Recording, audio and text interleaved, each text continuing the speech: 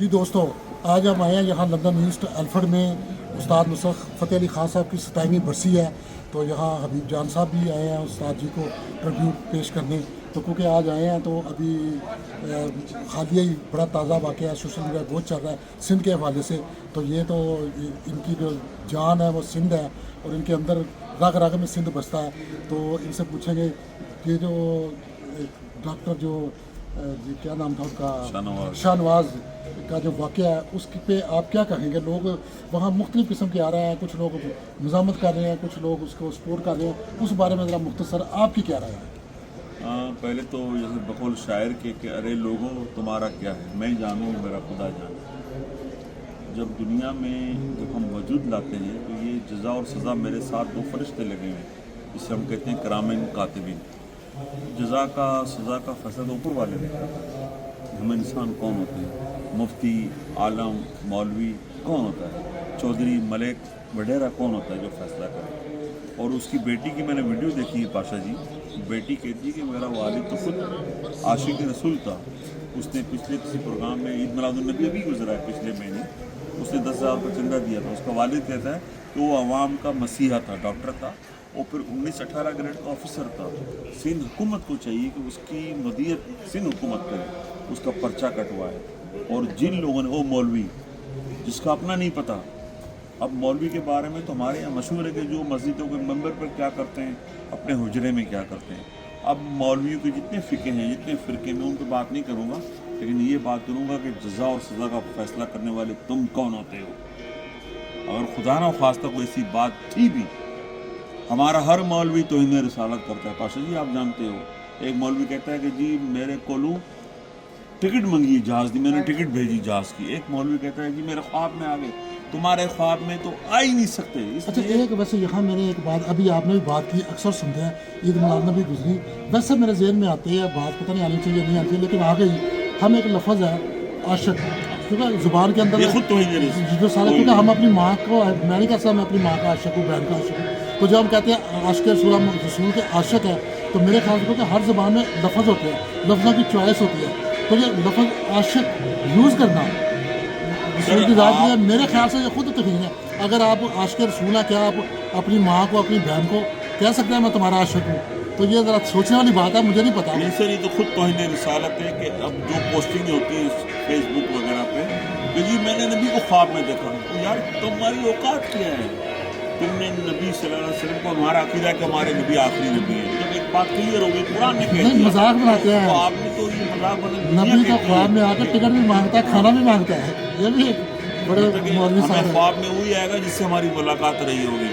हाँ, आप कहेंगे एक बुजुर्ग हस्ती थी, तो जिसके ख्वाब में नबी आ गया उसका चेहरा नूरानी नूर हो गया, उसे कहने की ज़रूरत नहीं पड़ेगी। मेरे ख्वाब में अगर कोई बुजुर्ग भी आ जाता है तो अगली सुबह मेरे चेहरे पे कुछ और ही नूर होता है, मेरा अंदाज़ ही कुछ और होता है। हम नापाक, यानी कि हम नुत्फ़े नापाक से पैदा हुए हैं, तो अल्लाह की मेहरबानी का हमें काबा में भी छोड़ता है, मदीने में भी छोड़ता है, वरना चेपिद्दी का शोभ है।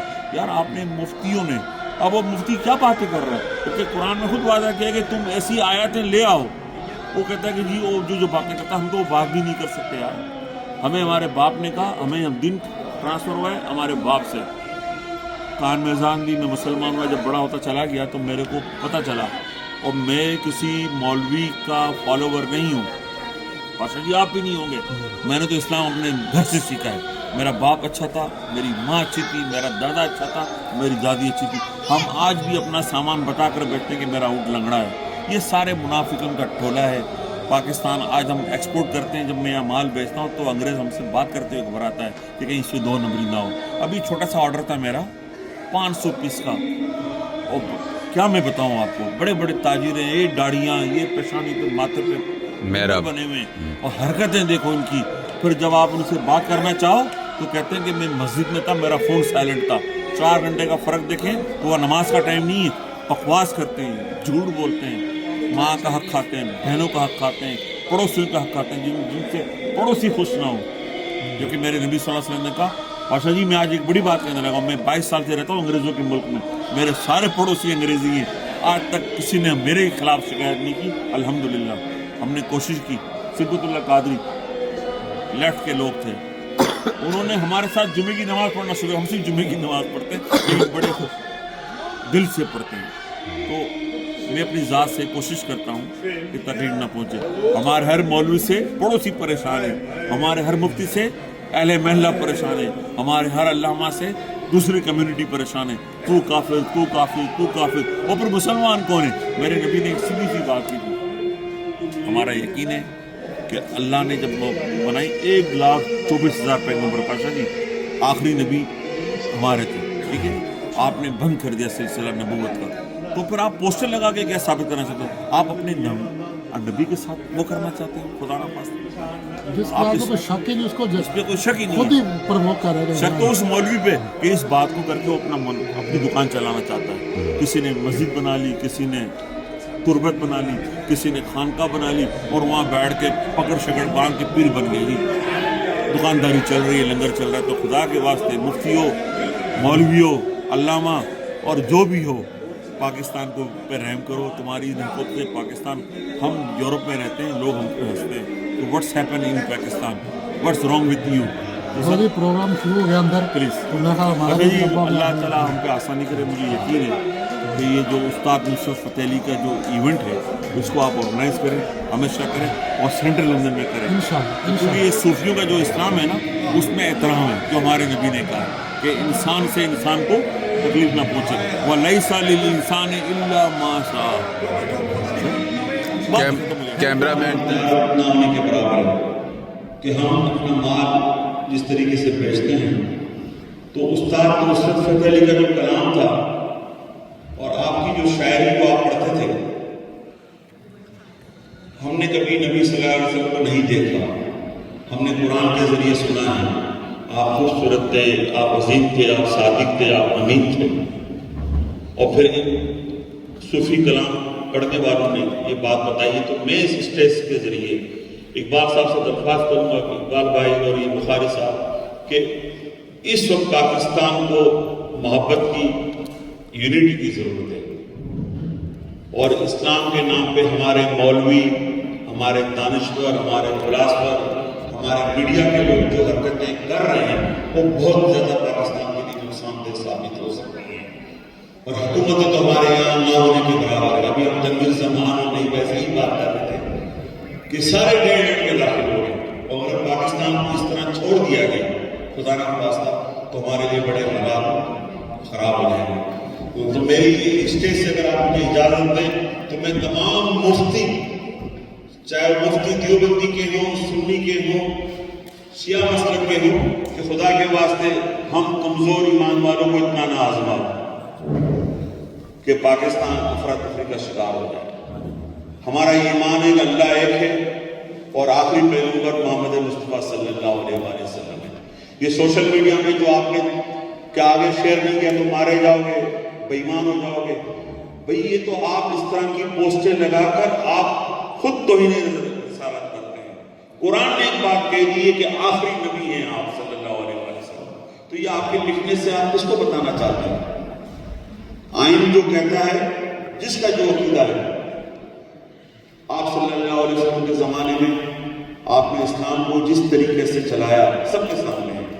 تو یہ آج کی یہ محفل شب استاد نصرت فتح علی کے نام پر یہ میسج میں دینا چاہوں گا کہ جب تک استاد زندہ رہے آپ نے اسلام کی تعلیمات اس کو پھیلایا.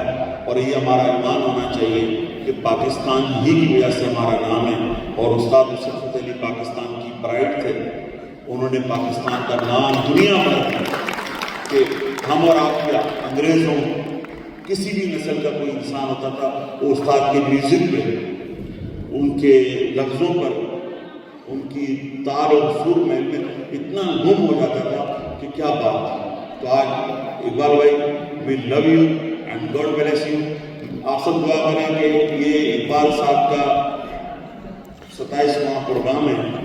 وہ زندگی تو مجھے یہ بہت ینگ نظر آ رہے ہیں. اور میں درخواست کروں گا کہ اقبال بھائی آپ اس طرح کے پروگرام پاکستان کے شہر لاہور میں کریں, کراچی میں کریں, تاکہ استاد کے ذریعے یہ ہمارے جو جعلی مولوی ہیں, یہ مفتی ہیں, یہ شیعہ ہیں, یہ سنی ہیں جو اسلام کو کر رہے ہیں, آپ یہ صوفیہ زندہ پروگرام لوگوں کو پھیلائیں کہ جی تو اس سے یہ ہوگا کہ جناب ہمیں اتحاد اور یکجہتی پیدا ہوگی انشاءاللہ. اور کراچی کے لیے اگر آپ جب بھی پروگرام کرنا چاہیں گے ہماری خدمات حاضر ہیں. کراچی کا آرٹس کونسل، کراچی کا لیاری، ہم آپ کے لیے حاضر ہیں. اللہ تعالیٰ آپ کو عزت دے اور ہم سب یہ وعدہ کریں اپنے آپ سے کہ پاکستان کی خوشحالی کے لیے جتنا ہم سے بن سکا. سلامت علی بھی ہاتھ ملا رہے ہیں، تو سلامت علی آپ بھی اقبال بھائی کے ساتھ ہیں. تو میں بہت کچھ کہنا چاہتا تھا کیونکہ لیکن میں یہ اپنا بخاری نے جو ہے نا مجھے بلا لیا. تو کیونکہ اب تو کہتے ہوئے ڈر لگتا ہے کہ کب کوئی ظالم ہمیں توہین رسالت میں قتل نہ کر دے. بہت ڈر لگتا ہے، بہت ڈر لگتا ہے اقبال بھائی. تو پاکستان اس وقت مذہبی جنونیوں کے ہاتھ میں آ گیا ہے جو رات دن ہمارے اسلام کی باتوں کی نفی کرتے ہیں. بھائی بہن کی پراپرٹی قبضہ کر لیتا ہے. کوئی مولوی نے جو بات کل کہی تھی اس پہ آج وہ قائم نہیں ہے، لیکن جب بات اسلام کی آتی ہے تو ہم ایک دوسرے کو مار دیتے ہیں. تو یہ ایک قتل بھی بہت، جس پہ ہمارا اللہ بھی ناراض ہے، ہمارا نبی بھی ناراض ہے. اللہ پاکستان کی حفاظت کرے اور نصرت فتح علی صاحب کا پیغام گھر گھر پہنچے. پاکستان زندہ باد. استاد نصرت فتح علی پائندہ باد.